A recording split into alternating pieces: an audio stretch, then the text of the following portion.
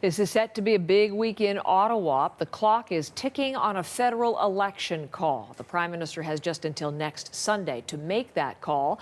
But already the political parties are ramping up their messaging, and some, in fact, are already calling it a launch. Let's go to Janice McGregor, who is in Ottawa on the story for us. What's the latest you're hearing about timing for this, Janice? Yeah, so a couple of things I think explain why they haven't gone out yet. We've been talking about this 2-week window for calling the campaign. They could have called it as early as last Sunday. They have to do it by this Sunday. Why haven't they done it yet? Well, I think all that storm footage you've been showing, Heather, I think has a big amount to do with it. We saw Andrew Scheer on Friday night coming out on Twitter saying, look, the Conservatives are going to suspend campaigning in Atlantic Canada for a few days while everyone deals with the aftermath of the hurricane.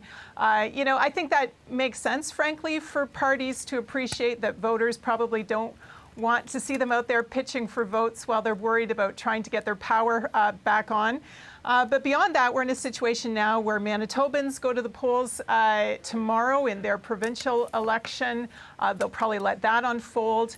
And then towards the end of the week, I suspect, we'll be looking at kind of a big launch into the weekend. But whether that trip to Rideau Hall for Justin Trudeau happens on Thursday, whether he waits all the way until Sunday, I think facts on the ground is that this coming weekend is going to feel like the big launch weekend, the big kind of gear up, regardless of which of those days specifically ends up being kind of the official starter's pistol. Interesting, though, the NDP out again, acting like the campaign's already underway. I've been watching Jagmeet Singh. He's in Toronto again with his candidate Andrew Cash this morning, talking about the parts of their platform that have to do with affordable housing. They were out yesterday also unveiling his big sunny orange campaign bus. Interesting, the shot on the back of that bus, if anyone's a fan of Rocky Balboa movies, he's in a leather jacket. You see him from the back with his arms up like this.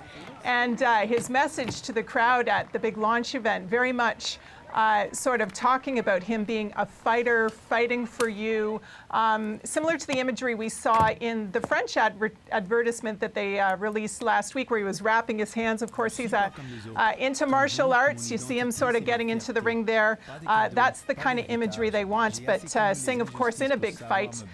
He's only got about 2/3 of his candidates officially nominated, as we are days out from this. They say they could have as many as 300 within a few days, but 338 is a full slate. The Conservatives, for example, told us they had all 338 last week. The NDP nowhere near that yet.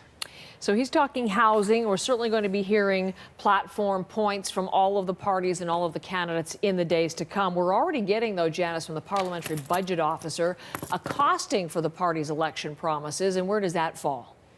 Yeah, something for everyone to look at. I think as this goes forward, this is going to be new this year. The PBO is going to be doing an analysis as all these various platform planks roll out. Journalists like me always want to know, how much does it really cost? And a lot of numbers start flying around. In this campaign, we are going to have an objective kind of sense of this from the Parliamentary Budget Officer. We saw this happen for the first time late last week with the NDP's promise to cut interest on student loans.